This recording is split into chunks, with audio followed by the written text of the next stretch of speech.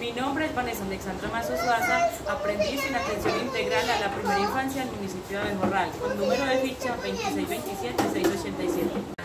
Mi nombre es Luz Mariana Rodríguez Soto, soy aprendiz del SENA en atención integral a la primera infancia del municipio de Abejorral, con número de ficha 2627-687. Mi nombre es Viviancia Andrea Suaza García, del municipio de Abejorral, estudiante en atención integral a la primera infancia, con número de ficha 2627-687. Mi nombre es Claudia Culma Chilatra, aprendiz en atención integral a la primera infancia, del municipio de Abejorral, con ficha 2627-687. El riesgo eléctrico es aquel al que está expuesto el agente educativo y se refiere a entrar en contacto con los equipos que conducen energía y que al entrar en contacto con las personas pueden provocar quemaduras, filtración ventricular, choque eléctrico, también sea la intensidad de la corriente y el tiempo de contacto que está con ellos. El agente educativo se ve expuesto cuando cada vez que manipulemos máquinas o equipos que funcionen con energía, los computadores, ventiladores, tomas corrientes, enchufles y demás, y entre otros, entonces en esta ocasión podemos tener un accidente con estas máquinas. ¿Cómo lo podemos evitar? En los circuitos eléctricos podemos usar que los cables estén en buen estado, que no estén dañados, que no estén pelados, que los equipos de cómputo estén en buen estado, que no tengamos las manos sudadas, que no tengamos de pronto humedad en las manos para evitar que tengamos un circuito eléctrico y esto afecta nuestra salud e integridad, nosotros y los niños. El riesgo psicosocial se identifica con varios factores. Uno es la carga laboral, el estrés en el trabajo, la carga física, el ruido en los lugares de trabajo nos puede ocasionar estrés laboral. Y esto hace que nosotros como docentes nos podemos estresar y podamos vernos afectados. Los factores extralaborales pueden ser como el desplazamiento en el transporte que venimos al trabajo, si sufrió un accidente, si sufrió un percance, entonces nosotros como agentes educativos nos estresamos y eso puede intervenir en nuestro trabajo. También un factor individual que afecta es, por ejemplo, vernos afectados en nuestra salud. Si nos enfermamos y no podemos venir al trabajo, tenemos una condición de salud que esté afectando esto, bueno, esto genera un factor psicosocial. ¿Cómo lo podemos identificar? Evaluar, intervenir con un monitoreo permanente a las disposiciones de este riesgo.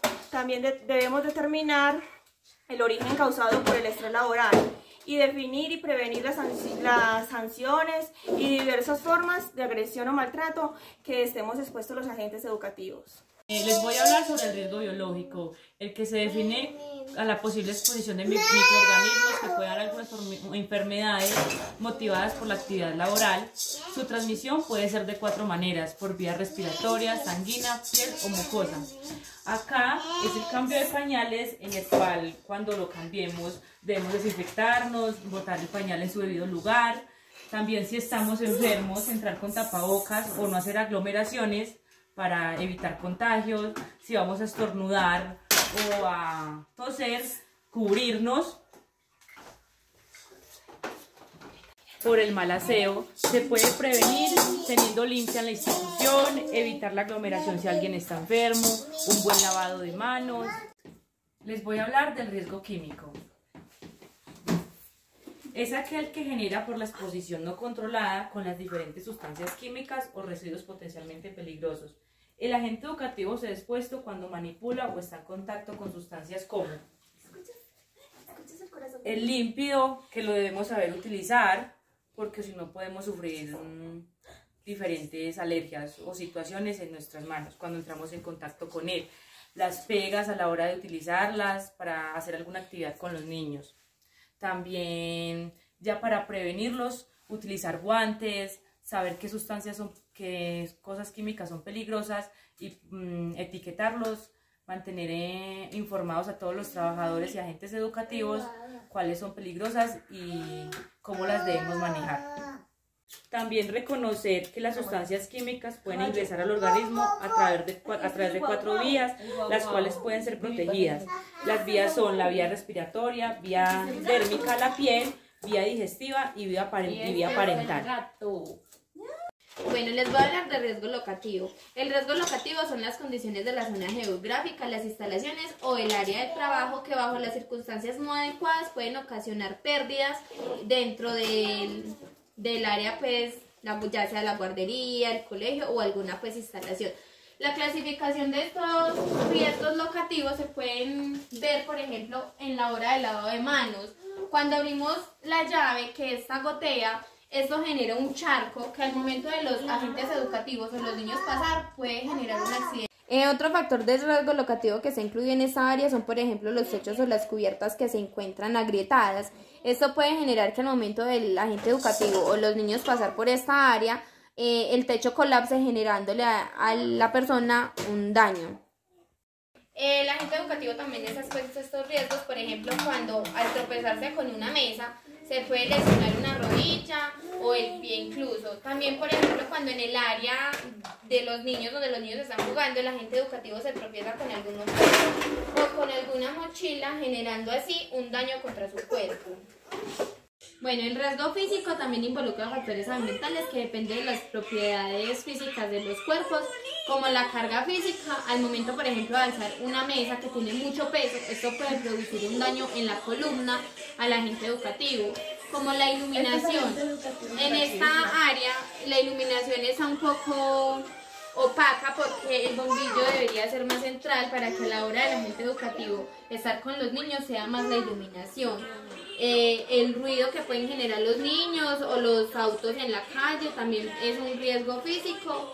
Y por ejemplo la temperatura es un área que está muy cerrada y somos muchas personas, no tenemos ventilación, no tenemos ventanas. Bueno, yo les voy a hablar del riesgo público.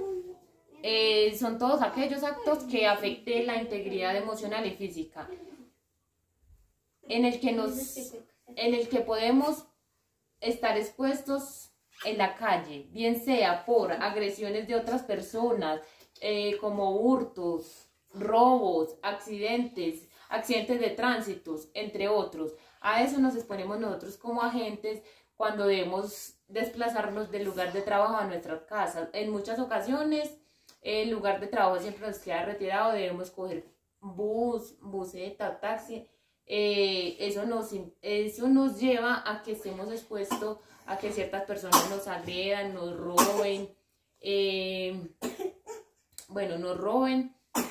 y nos amenacen, se nos lleven nuestras pertenencias. Eso implica que podamos sufrir agresiones, tanto físicas como verbales. ¿Cómo podemos prevenirlos? Podemos prevenirlos. No transitar de noche por calles solitarias, debemos transitar siempre por calles iluminadas, donde haya mayor multitud de gente. Que no debemos retirar dineros en cajeros alejados o solitarios.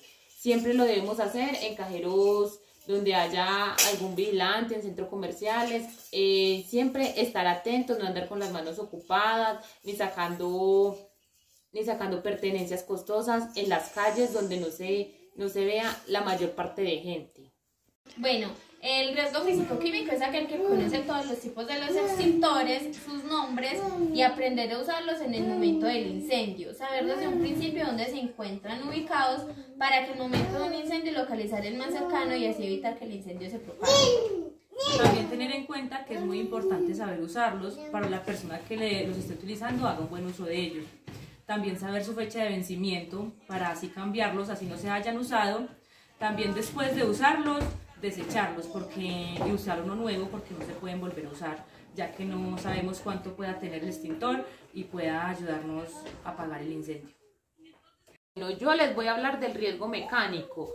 Es aquel que trata de todas las herramientas que se encuentran en el área de trabajo, como lo son computadores, mesas, máquinas, herramientas, las cuales debemos siempre estar atentos a que se encuentren en buen estado. Y si se encuentran en mal estado o en deterioro, debemos avisar a nuestros a nuestros patrones para que los hagan revisar o pedir un nuevo equipo de trabajo para así evitar accidentes, y siempre debemos estar capacitados en el uso de máquinas, equipos y las herramientas que debemos usar. Evitemos utilizar prendas sueltas tales como anillos, cadenas, aretes para así evitar incidentes. Por ejemplo, nunca debemos utilizar el cuchillo como herramienta para destornillar. ¿Por qué? Porque el cuchillo se nos puede deslizar y nos puede cortar, nos podemos punzar un dedo, eso no lo podemos utilizar. Siempre debemos utilizar destornilladores para cortar tijeras, no debemos utilizar bisturí porque son herramientas peligrosas y así nos podemos llevar accidentes en el trabajo. Entonces, para poder evitar y prevenirlos, debemos utilizar siempre las herramientas adecuadas, o si están en mal estado las herramientas, informar para que así hagan reposición de esas reposición de nuevas herramientas para así poder utilizarlas. Bueno, yo les voy a hablar del riesgo ergonómico. Son aquellos que pueden dar lugar a trastornos musculoesqueléticos en la persona trabajadora, que se derivan de posturas forzadas, aplicación continua de fuerzas, movimientos repetitivos como manipulación manual de cargas en el puesto de trabajo. Un ejemplo de riesgo ergonómico es la posición que tengo aquí en este momento mientras estoy con la niña. Esto me puede ocasionar dolores lumbares y dolores en las piernas. Una manera de evitar este riesgo es tener buenas posturas, utilizar una silla para sentarme y si en algún momento debo estar en cuclillas, abrir las piernas para hacerlo y tener la espalda completamente erguida.